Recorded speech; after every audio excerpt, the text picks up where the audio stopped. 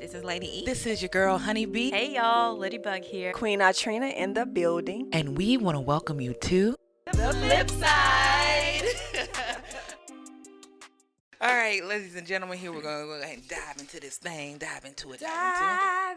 Hey.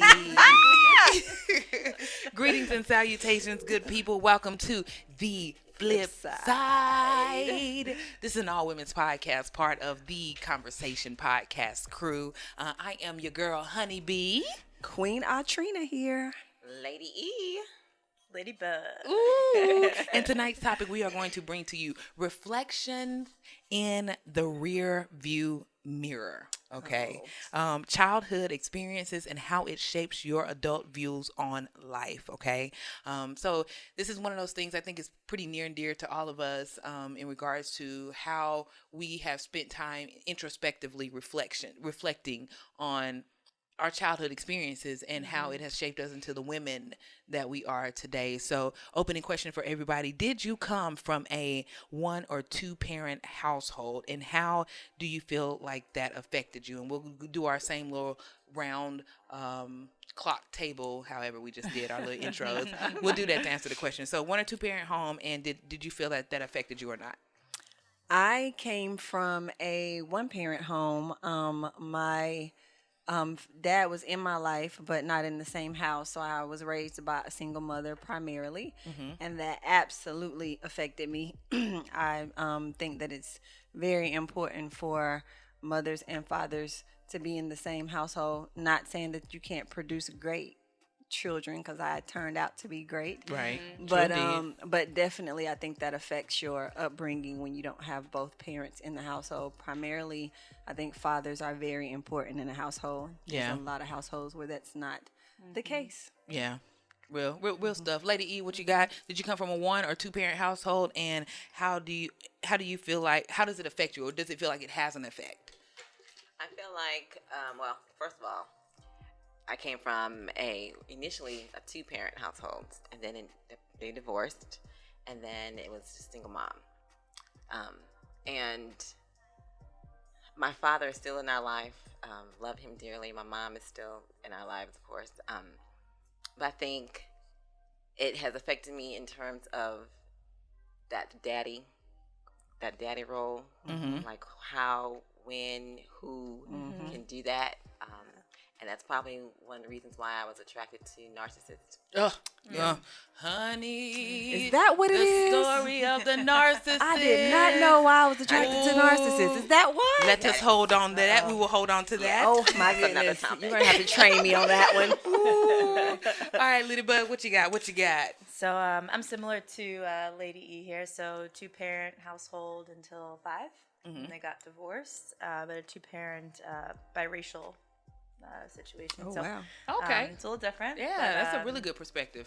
And divorced at 5, and when I was 5, I wasn't divorced at 5, and didn't have my dad at all in my life. Yeah. Until I was 22. Oh, 23. wow. So. More stories there, so we'll talk about that. Yeah. But I think I will say it affected me in the sense of what I was, past tense, because I worked on it, but what I was willing to put up with in a relationship. Yeah.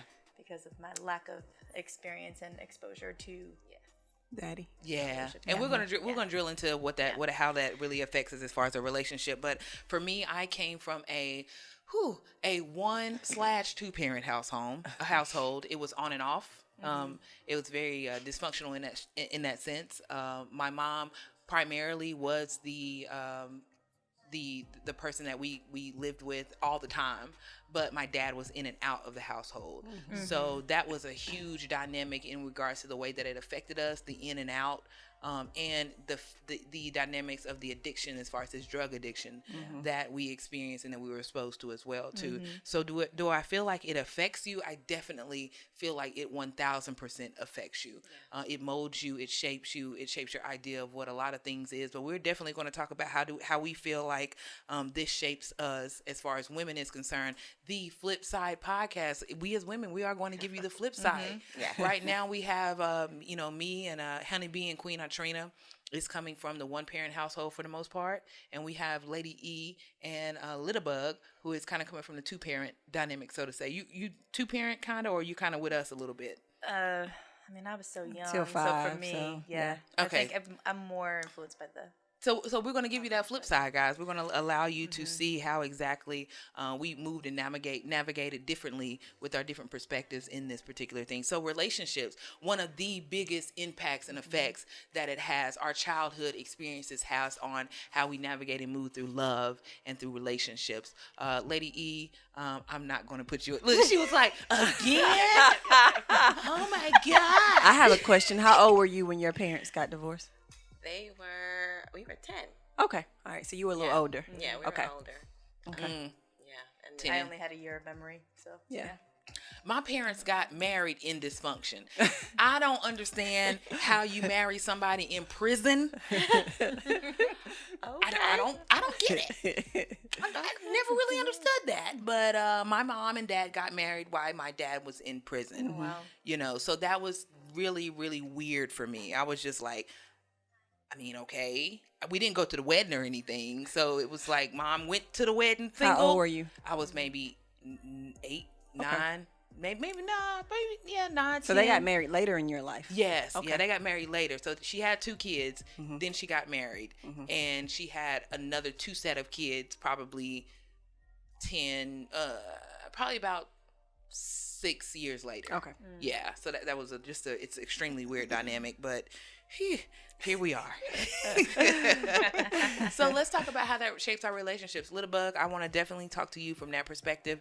How do you feel like that impacts the romantic relationships that we have? And because I like to specify relationship types because we have so many different types. We have friendship relationship, family relationship, coworker relationship. So I like to specify, and all of us need to get into the habit of specifying which relationships we're talking about, because my friendship relationship is a totally different dynamic from my romantic relationships. Exactly. And people need to, people need to understand what that means. So from a romantic standpoint, how do you feel like that your childhood experiences growing up in your dynamic shapes your adult life? Yeah, I think it was really, again, mostly impacted in my younger years. So I'd say my late teens into my early to mid 20s. So kind of twofold. So in the single world outside of the relationship piece, or when I was attempting to date, I didn't have any filters. So as an example, because I was used to not having my father present and in my face or in my space, I was okay with men being distant too. So the long distance relationships, the no text, no call, like I don't care, like I just didn't have a gauge on that. And those are things that are important, and those are things that should not happen. In addition to things like verbal abuse, not knowing how people should speak to each other in a relationship. So the cussing and the aggressiveness, I just took it as like, no, they're just mad. We're just arguing. And it took my aunt overhearing a conversation once. It was a long distance relationship. Took her to hear the conversation to be like, that is not. And she's a social worker, and she was just like, that is not okay. Like, that is verbal abuse. Like, and she pulled the phone. I'll never forget it. Pulled the phone and broke up with the guy that I was for you. She was like, you are not talking Thank to him. You, Auntie. Thank you, Auntie. Right. And then after that, so if you fast forward a few years, when I did get into really my only long-term relationship that I've ever been in, it impacted that because I didn't. So conflict resolution is a big piece of relationships. So I was missing that understanding of how to resolve conflicts. Yeah. To the point where I was, not that I was aggressive or mean. I didn't fight. I still am not an arguer, but I just didn't have solutions. I didn't know how to present solutions, and I didn't know how to contribute to the conflict being resolved. So I think it took a lot of learning, and we learned together, and he was so patient, bless his heart. Oh, yay for patient people out there. It was definitely a piece of work, I know, because I wasn't perfect, and it took time. Yeah, and none of us are. Yeah. And I think that's the thing that we have to realize, that none of us are perfect. No. And we are all working on our stuff. But also, do you feel like, Little Bug, that it's important for us to ask the person that we're romantically interested in what their childhood experiences were? Do you feel like that plays a big part on helping us to understand how they love, why they love, and what it looks like for us, in regards to how they deal and heal with certain things? Absolutely. I absolutely agree. I think that that's a conversation that should happen just as it happens with religion and just past relationships. I think that's kind of where you start, and you have to fully understand somebody in order Yeah. to. Yep. So everybody that's out there doing this COVID-19, this is the perfect opportunity for you to take and talk. Get to know them. Okay, Yes, a lot of talk. conversation. And these are these are the hard conversations that we have to start having. You know, and listen, I understand that people will say all the time that it's, we'll figure it out along the way. Right. You know, we'll dive into that when we do dive into it. Right. But when are we going to dive into it? Yeah. Like, is it going to be after you start beating on me? The first And then argument. I'm realizing, oh my God, like I should have asked you this the first Right. time. Is it after I see that you have certain types of dysfunctions and certain types of, no, not every skeleton is going to be revealed at first. You're right. However, these conversations that we either avoid or that we don't have because we just like to bask in the feeling of just, oh my God, it feels good to Honeymoon just phase. be. Exactly. Oh, no. Like, if you, at the point, especially men, at the point in which, because women do a good job of asking for the most part. Right. What are you doing? How was your mom? Can I meet your mom? Can I meet your kids? Like, women, women do that. But men often, they don't say anything. They don't have these conversations with us. They don't open up about these things. And we end up falling into relationships because we just follow the feeling of it being good, Yep. but not necessarily having those challenges. And then 10 years later, 5 years later, a year later, you look up and you like, I didn't even know what I was in for. But a lot of that comes from the daddy issues. Right. Because that's daddy definitely wounds. my issue, I think, growing up and even going into my 30s and late 30s and even, I'm still learning. But I think, and I think there's a difference between having a daddy and a father. Yeah, So my father shit. was in my life my whole life. He's always been in my life, but he's never been my daddy. Yeah. And so a lot of things happened to me growing up, and I was never comfortable saying, Daddy, what do I do about this? Daddy, who should I date? Daddy, this man just disrespected me. Daddy, this man just molested me. Daddy, this man just did that. Like there's a big difference between having a father and being comfortable and going to talk to your daddy. So Yeah. when you grow up, you don't know if this person is treating you right, or you Yeah. don't know if you're accepting less, or you don't know if you're just trying to fill a void because you really don't have an example, or you really don't have any guidance as to what you're supposed to be accepting. Yeah. And so you have to learn by trial and error. You have to learn by hurt and by pain and by crying all night and then and even through that, even if you have to do that, a lot of times if you have a daddy, it still helps you through that, because Right. daddy's Yeah. gonna say, no, I'm gonna protect you, no, you're not gonna deal with this, or or just teach you how a man is supposed to treat you. Right. Right. Yeah. So I think it's huge, and I think it's even worse when you have a father and don't have a daddy, because I actually had a father in my life the whole time. He actually took care of me financially and everything. Yeah. But I have never had one serious conversation with him in my entire life, and he's been there all my life. I've had the conversations with my father always were of denial. So my dad had a drug addiction, and he's had a drug addiction ever since before I was born. So my mom entered into a relationship with a man who was already addicted to drugs, but my dad was the only man that my mom ever loved, and was the only man my mom has ever been with. Wow. So it was literally a thing where, for her, she stuck to old school values and old school principles. Ladies, I am not saying that there is anything wrong with sticking to those values. I am not. However, she had gotten mistreated, and disrespected, and was not valued in the least, even before she even got with, my father. However, the heart loves and the heart wants what it wants. Right. And that's what she chose, and that's what she picked, and that's what she decided, no matter what, that she was going to stick with. Yep. And at the end of the day, I don't fault her. She is her own human. It is what it is. However, growing up with that masculine energy that was so up and so down, and so much in denial of who he was, that it was very hard for me to get a straight answer of who my dad really was, because every time I asked him, one thing he hid behind was religion. So it was like, who are you, Dad? God is in control. So when you robbed that liquor store, he was in control. That good old Christian repentance. Yes. Right. Just gonna repent for that. What are you talking about? Yeah. Who are you? You know what I'm saying? So it was that denial, and it was the drug addiction for me mixed in with the domestic violence that happened as well too. My dad, repeatedly beat my mom, and it was the beating, and then it was, I love you. Right. So it wasn't I'm beating you because I love you, Right. but it was the anger and it was the control. But I didn't know any of this stuff growing up. This is just what love looked like for me. Yep. Yeah. And it was very, very what's the word I'm looking for? It was very difficult, confusing. Yeah. I should say. It's very confusing for you to know what is what. However, I will give kudos to my mom, because my mom was die hard about us saying, regardless, this is your father. Right. I didn't know what that meant. For me, I was like, no, this man is a monster. This person doesn't do you right, but then he does do you right sometimes. And why can't he be stable? And I didn't understand it. I was confused, and that confusion boiled into a teenager that was like, I didn't know. Right. Like it was confusion. It was vulnerability. How do you be vulnerable? Who do you be vulnerable to?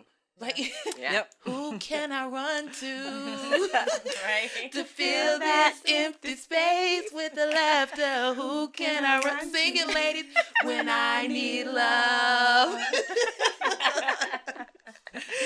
So Next time we're gonna practice that. Yeah. We'll practice that next.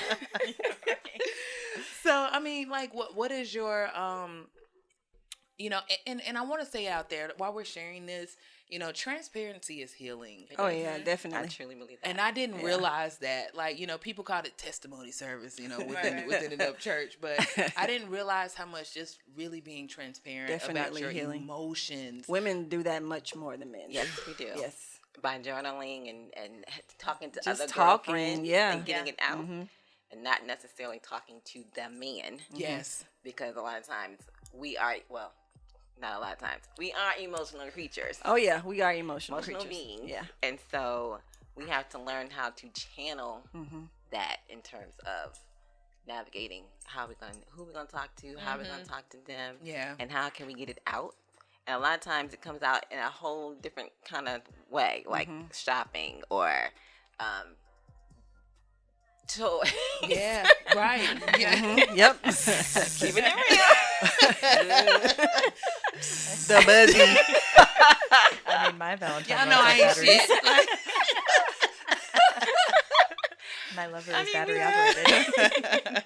Liddy's lover is battery operated. Okay. But it's rechargeable now. It is rechargeable. It's rechargeable? Oh, Rechargeable, wow. baby. Okay. I gotta worry about batteries. Let some batteries die. No batteries needed. But we do find ourselves finding that outlet, because even when it comes to sexual, romantic, type of ways of being, and we literally, man, if you really sat down and heard the story of most, from even my personal experience, most people that I have encountered, parents never discuss this stuff. No, not at all. Ever. No. Never. And that makes it hard for you as a parent to know how to discuss it, because you don't know if you're saying too much, if you're not saying enough. What should you say? What you shouldn't you say? I just had a conversation this morning because my daughter came to me and was like, "Mom, I need to talk to you about something." And so immediately in my head I was like, "Oh my God, what did she need to talk to me about?" But it wasn't anything serious. But again, because we don't really know how to talk, like, you never know what to say. Right. It doesn't come with the book. I think for me and my son, and even Teresa's wife, like, we talk about everything. Like, I was that mom who went on the campus and was like, "You got some condoms?" Yeah. Yeah. I was that mom. Like, Yeah. I made sure I have open communication with him. Child, I'm glad. Listen, shout out 'Cause to, I to didn't this have new that. generation, Honey. Right. that is raising their They children telling me. to, you know what I'm saying, Right. to be aware, to be aware, Yeah. because that's scary. Yeah. Like, just going into the unknown, not because on the flip side, Side. I had the mom that was like, why? Right. She found a condom wrapper and was just like, blew up. Who is using this in my house? Where is the rest of Really, Mama? Why is this under the couch? You really asking where the rest You know what I'm of it saying? is? Really? It's a 10-year age gap between me and my second set of siblings. Uh-oh. So unfortunately, my then 4-year-old brother discovers the condom wrapper up under the couch, and he's playing with it like it's a ramen noodle packet. And my mom is like, "What is this?" And I'm like, "Oh shit." I'm in trouble. So I had to come up with some slick shit. And this is how liars are created. This is how you learn defense mechanisms, okay? Like, I literally had to be like, I was just curious. So you opened the wrapper, but you didn't do anything. Well, where was the rest of it? It was in the trash can, probably semen filled somewhere. Okay. Where did you tell her the rest of it was? I just threw it away. I tried to put it on vegetables. Okay. And then she even got more upset at me because she was like, "Which vegetable did you put it on? Because I need to make dinner tonight." Like, is this on the squash or the cucumber? Was your daddy in the house when this happened? No. Okay. Yeah. So see, that's the reason why daddies are important. Right. Little girls get curious. Oh my gosh, that's funny. But you weren't curious. No, You used that condom. I did. I fully used the condom. But She made a balloon. That's how she made a balloon. Hey, just imagine a 4-year-old gingerly and happily playing with a condom wrapper, like it was just, oh, what's this? Like, I can't with you, Elise. I can't. Listen, I got some story for y'all asses. Okay, can't. I love you, Mama. Oh man. It's real shit though, you know, and I wanted to kind of have this segment just to bring that attention to the men, for the ladies that are in their lives. Like, it's some real shit that has happened to your women. Mm-hmm. Yeah. You need to ask them about how they felt about their childhood. You need to ask them what they've healed from. Because as a woman, if you ask her these things, she's gonna feel like you want to understand her. She's gonna feel like, damn, he's taking the time to really want to know me. And guess what? It can help you navigate and move better in your relationship too, because it'll give you some clarity as to why she may be dancing around certain things. Yep. You know, You shouldn't be in a serious relationship with anybody if they're not comfortable telling you about themselves at some point. Now, I can see if you're just starting to talk to somebody or if you're getting to know somebody. But once you get into a serious relationship where you're talking about a future with somebody, it's like I talk to a lot of women and I ask questions like, well, how many sisters does he? I don't know. Well, how old is this older child? Well, I don't. And I'm like, wait a minute. Have to ask Man, questions. Wait a minute. Right. listen, Y'all been where? Y'all did what? I be so And you don't even know his middle name? Like what? I have like Yeah, 201 questions Yeah, I to don't. ask. I don't understand that. 82 I've to be never precise. understood How much? that. How many? 201. Damn it. She has 82 qualities that she needs. Okay. Wait. Let me.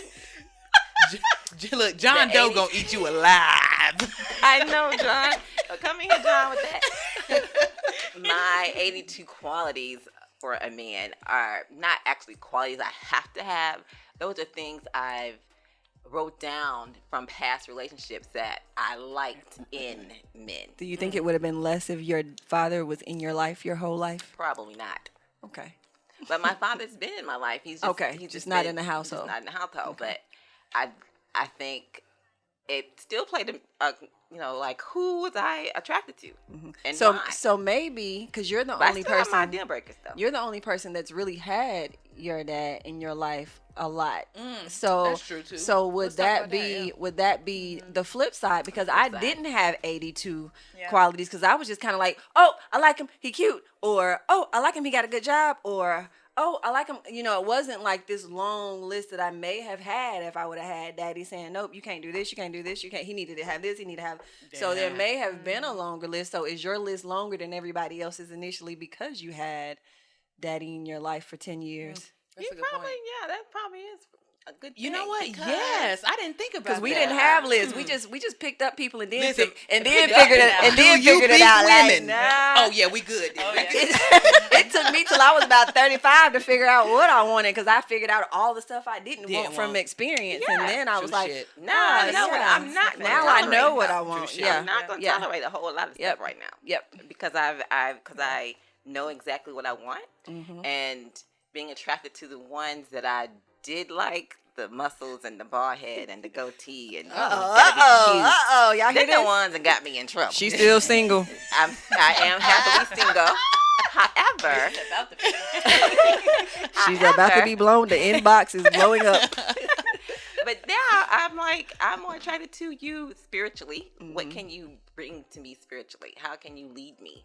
How are you going to treat me, first of all? Yeah. Like that's more of now. I'm not materialistic, so I don't care what, and a lot of people say that. I say this to a lot of friends. I don't care if you don't have a whole lot. We can build together if I know you are the right one. Right. You don't have to be a multimillionaire and have all this and that, because I can't take that with me.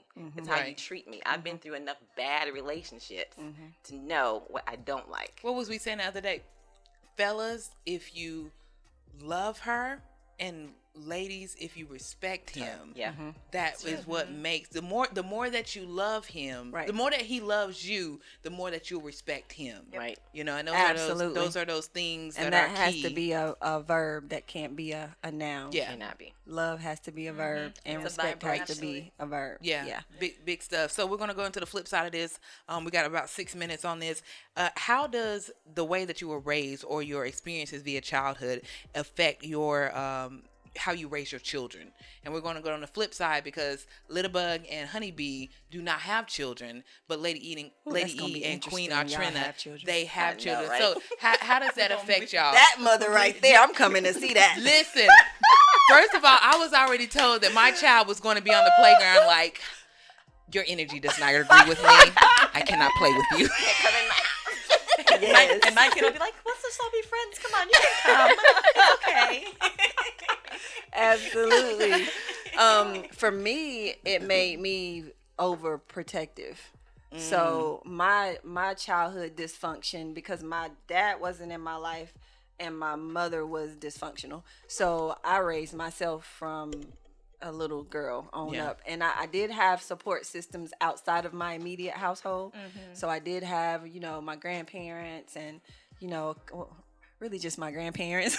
Yeah. A couple of aunts and uncles. But because I grew up that way, and again, the Creator just made me this powerful person that was able to not end up the drug addict or the prostitute or whatever. I ended up being on the flip side. I ended up being this powerful woman that took my experiences and was able to endure through them.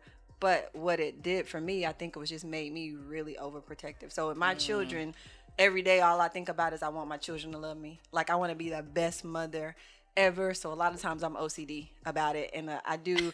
My daughter, she'll tell me like, "Mommy, you did everything for it. We know how to do everything. Now you just gotta let us do it." Yeah. And so like now Good mine shit, are. yeah. My daughter turned 17 yesterday, Friday, and my son turned 18 last Thursday. And I don't feel like they're 17 and 18. I still feel like they're my baby. So I still want to just take. It doesn't even seem to me that they're 17 and 18. Yeah. Because that's not what's in me. So I think that's one of the big parts in parenting, is it just made me really overprotective to the point where I will literally end a relationship. I don't care if it's my mother, my father, I don't care who it is, To protect your over my babies. babies. Yeah. Yeah. Good shit. Yeah. Littlebug, and we're gonna cross through this thing. The flip side of this, someone who doesn't have children. And you know what? The thing of it is, it's not that. It coincides with the fact that we have not had children, and we are both in our late 30s. So that's something to consider as well too. Whereas I'm pretty sure you guys were, pretty young when you had, had your in your 20s or so when you had your children. We are 30s,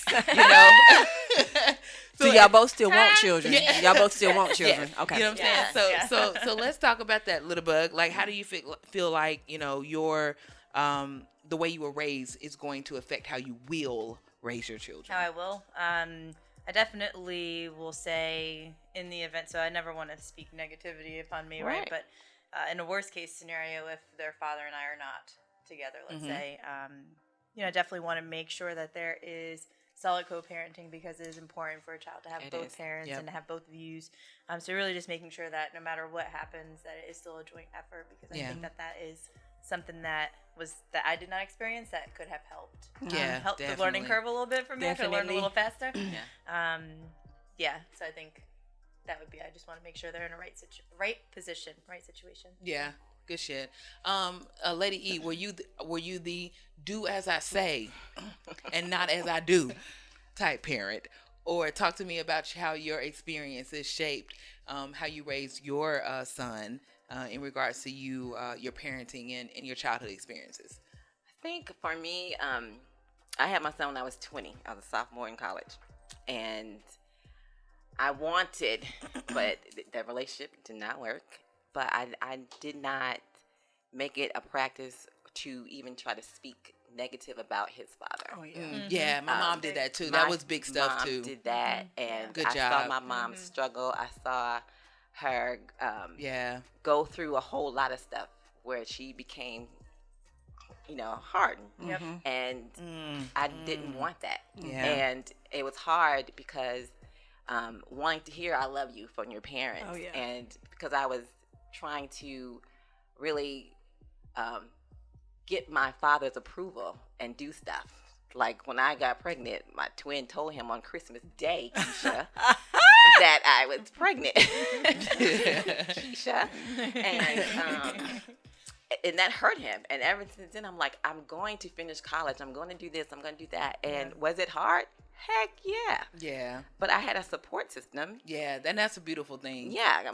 Like my sisters, she would go to morning class, and I would go to afternoon class, just so he wouldn't have to go to daycare. Yes, that's what's up. And when I tell you, shout out, good job, sister. Yes, my support system.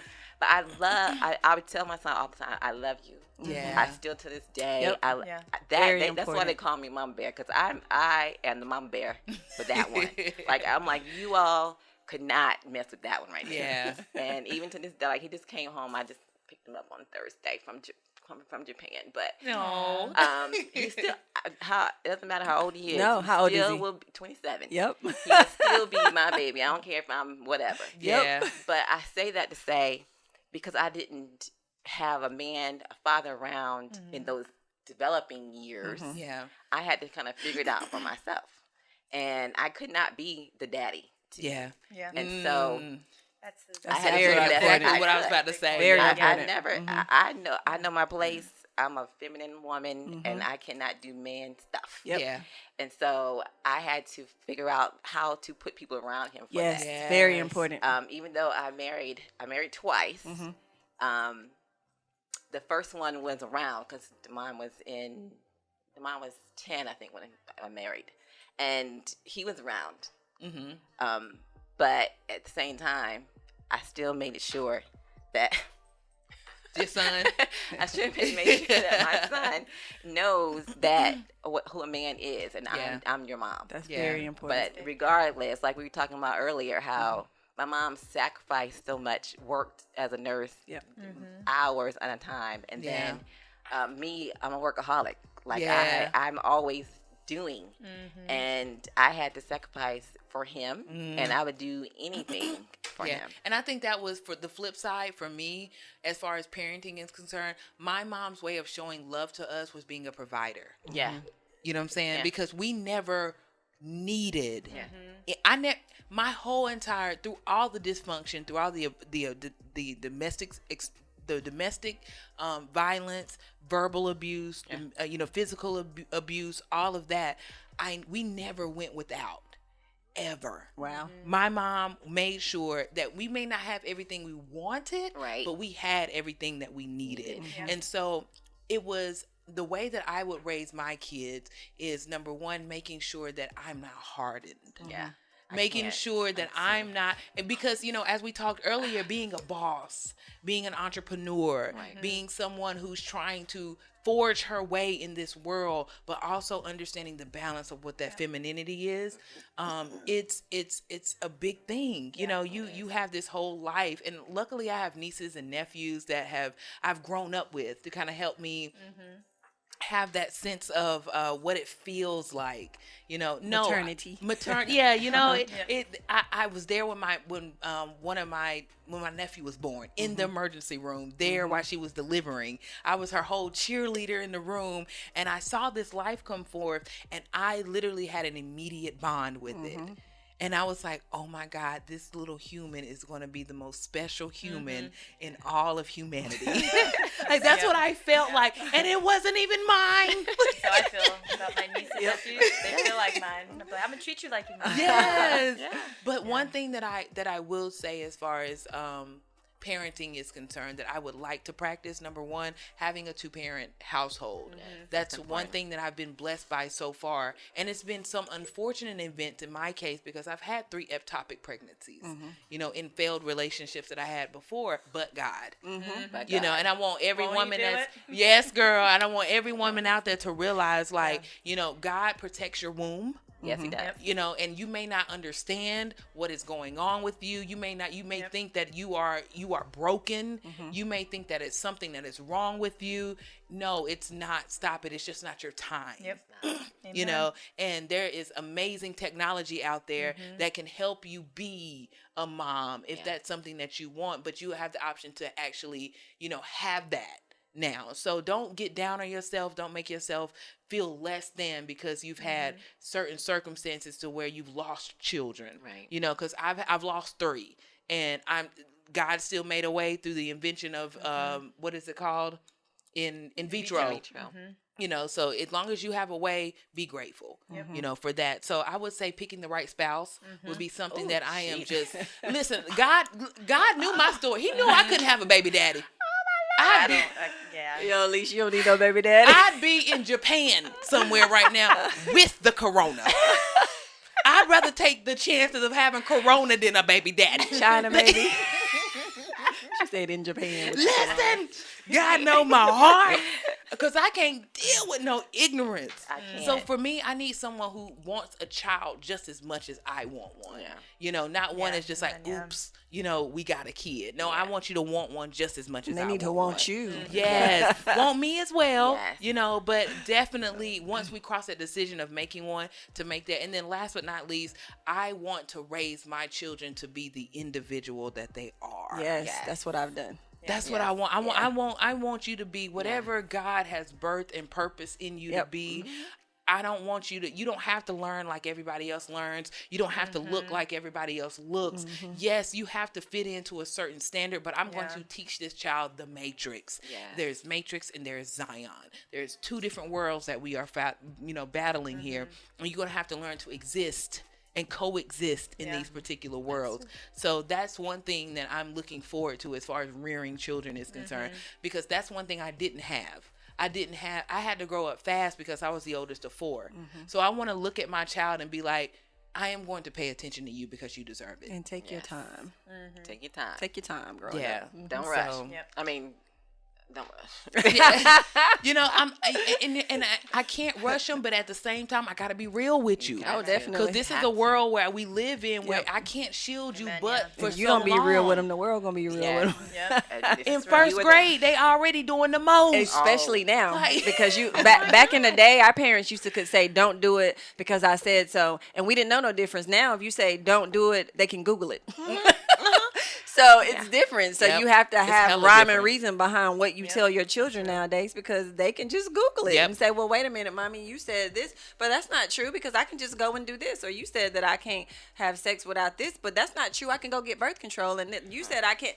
Back in the day, we didn't have that option. We didn't have Google. I had my son back then. Your word better be better than Google. Right now, it's totally different. It's totally different. So you got to be a real parent, and you got to be an involved parent. Not hear what you say, but they have to see what you do, and they have to feel that it's real. Yes. And I think that's the biggest thing for kids nowadays growing up is to feel, no matter what my parent says is real, because they know me. Yep. Yes. You know what I'm saying? They know me, they see me, they love me, I feel it, all that other good stuff. But if you allow the world to teach your kid of what emotions are, of what right and wrong is, you know, if you allow that to happen, these tablets, these YouTubes, these cell phones, then guess what? You're going to get rebellion. You're going to get, I can do it my way or find a better way to do it. And then it's so hard because you've watched these parents complain about the fact that these kids are the way that they are, but it's like, who made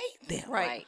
And Come on on, like who They're made with them? you. right. And on the flip side, they're still going to get guidance from Facebook and Yes. social Bingo. media. So Yes. the reason why it's so important for you to be there is the foundation. So Yep. I'm not dumb enough to think that as good as I've been in my kids' life, they're still not going to get Right, influence from exposed. somewhere Yeah, else. definitely. But what I do know is what I put in them. Nobody can never Yes, take it ma'am. away from them. So when they're facing contrast. that major decision, they're gonna. I'm gonna be in it because I've been in their ear. Yeah. So I'm gonna be in their ear, and if they do decide to do contrary to what I taught them, it won't be because they don't know it. Yeah. It'll be because that's just what they decided. But there is comfort in knowing that I'm louder in their ear than what they're gonna see Yes. on social Yeah, media. So even definitely. if there's some influence there, I'm still gonna be louder, and I believe that. That's important. New podcast coming to you guys very, very soon. You have to check it out. I am your girl, Honeybee. Queen Artrina. Lady E. Ladybug. And you guys, this is The Flip Side. All right, guys, we'll check you soon. Definitely look forward to the trailer. Sneak peek for you guys. So check us out.